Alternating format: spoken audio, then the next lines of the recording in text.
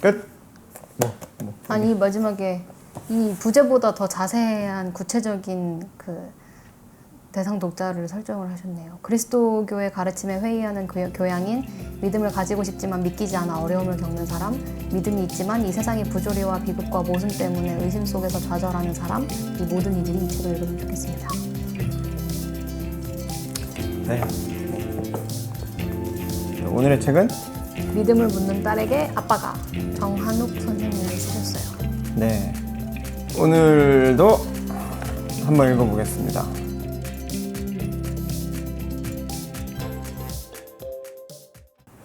한 챕터 더 읽읍시다. 뭐 읽을까요?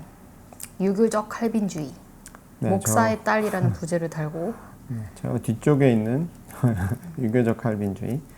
이 책에서 여러 주제 다루는데 뭐 하나님 어머니에 대한 페미니즘 신학에 대한 이야기도 있고 뭐 다양한 주제들 막 다루는데 유교적 칼빈주의 목사의 딸.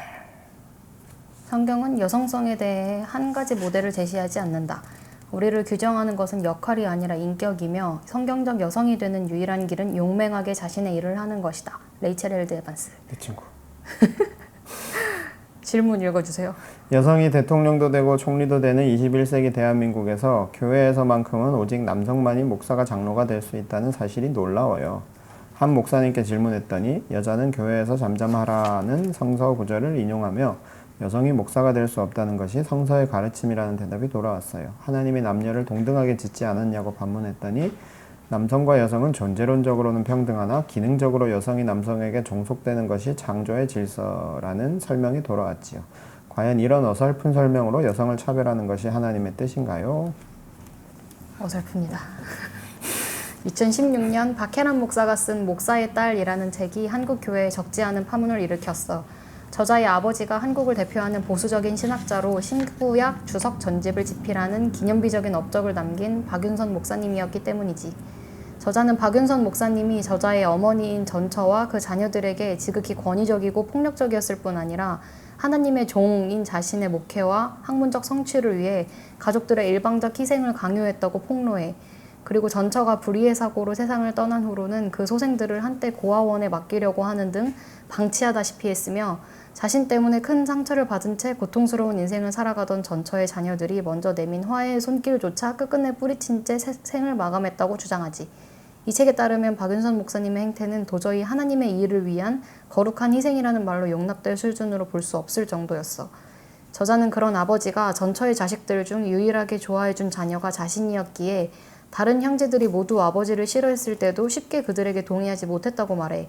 그러나 1970년 미국으로 이민을 떠나 음악과 신학을 공부하게 되면서 그곳에서 만난 스승들은 저자의 생각을 완전히 바꾸어 놓게 된단다.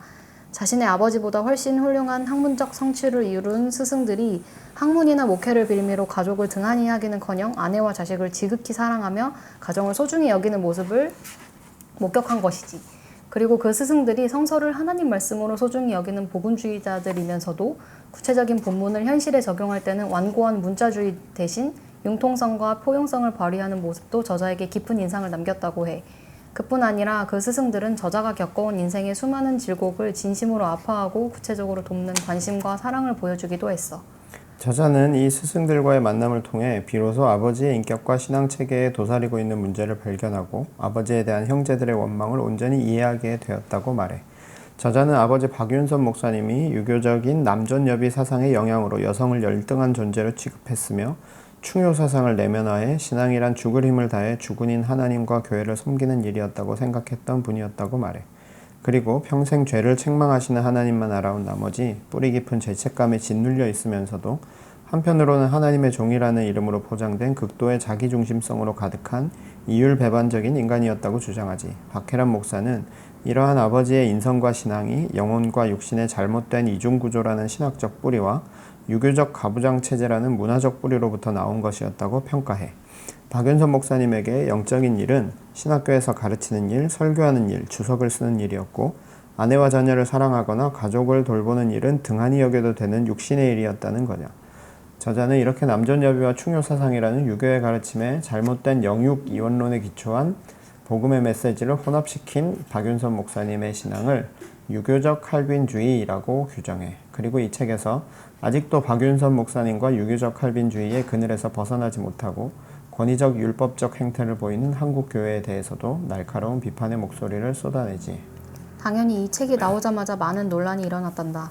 그리고 그 대부분은 목회자들에게서 나온 거친 비판이었어. 그들은 자신들이 아는 박윤선 목사님은 그럴 뿐도 아니고 그랬을 리도 없다고 주장하면서 저자를 사소한 섭섭함을 침소봉대하여 아버지의 명예를 흠집내는 배은망덕한 자식으로 몰아갔단다. 가족보다 더 잘 알 수 있을까, 남이? 그러나 이 책과 저자에 관련된 여러 논란들을 살펴보던 나는 한국교회 목사들 중에 군사부일체라는 유교적 충정으로 스승을 지키려는 제자들은 넘쳐나지만 한 영혼을 이해하고 보듬고 위로하려는 성서가 가르치는 목자를 찾아보기는 힘들다는 사실을 깨달았어. 그리고 이 소동에서 보인 대다수 한국교회 목회자들의 태도야말로 저자가 말한 유교적 칼빈주의가 무엇인지 적나라하게 보여주고 있다는 느낌을 받았지. 내 눈에는 그 목사님들이 성서의 가르침대로 양떼를 위해 기꺼이 목숨을 버리는 선한 목자가 아닌 스승의 그림자도 밟지 않으려고 벌벌 떠는 유교적 칼빈주의의 유생들로 보였단다. 사실 이 책의 백미는 명성과 존경을 한몸에 받는 아버지로부터 철저히 버림받았고 그 아버지를 닮은 무섭고 정죄하는 하나님만 알았기에 불행한 삶을 살아갈 수밖에 없었던 저자가 미국에서 하나님의 은혜로 음악과 신학을 공부하게 되면서 어떻게 성서가 증거하는 사랑의 하나님을 만나 참 자유를 누리게 되었는지를 그린 이 책의 후반부라고 생각해. 이 하나님을 만나지 못했다면 아마 저자는 평생 음지에서 회한을 품은 채 아버지를 원망하고 이 원망을 정죄하시는 하나님을 두려워하는 원망과 죄책감의 악순환에 빠져 살았을 거야. 그렇다면 이 책은 단순히 한 개인의 불행한 가족사에 대한 고백이나 폭로를 넘어 평생 아버지의 사랑을 찾아 몸부림쳤던 딸을 따뜻하게 품어주신 진짜 아버지인 하나님의 놀라운 사랑의 기록으로 읽혀야 한다고 생각해. 나는 한국의 목사들이 이 부분을 읽어낼 수 있는지야말로 참된 목자와 칼빈주의 유생을 가르는 리트머스 시험지가 될 수 있다고 여기고 있단다. 네, 여기서 지금 여기 읽으면서 제일 반성한 게 뭐냐면 이게 몇 년 됐거든요.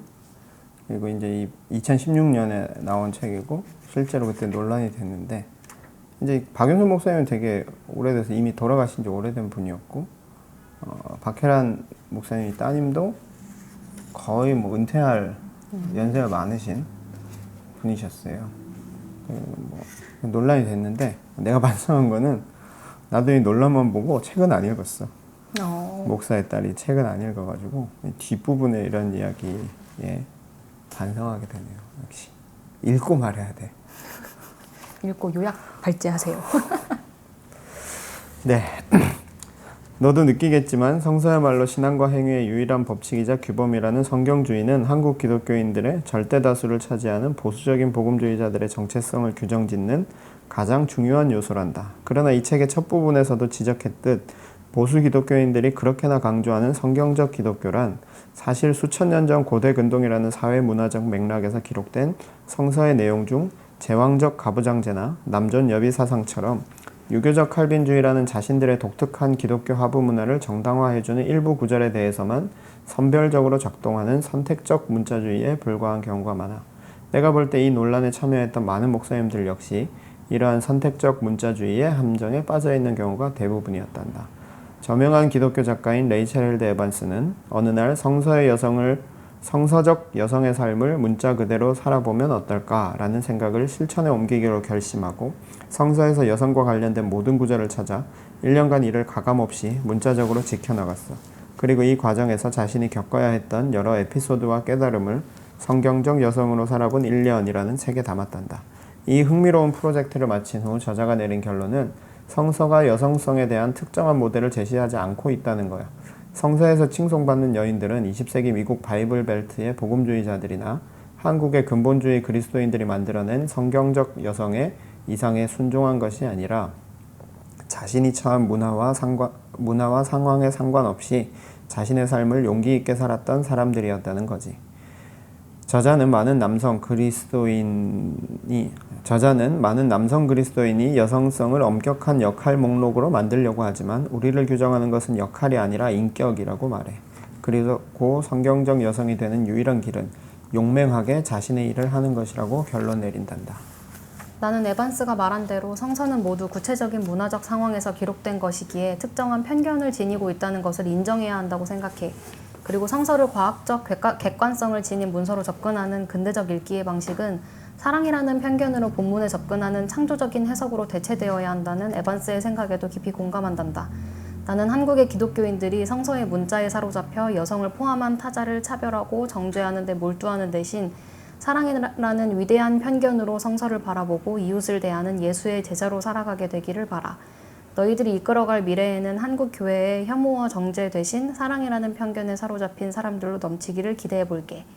하고 이 챕터가 끝나고요. 도움책으로는 박혜란 목사의 딸, 레이첼 헬드 에반스 성경적 여성으로 살아본 1년, 강호숙 여성이 만난 하나님 이렇게 3가지 책을 추천을 하셨네요. 네. 짧죠. 네.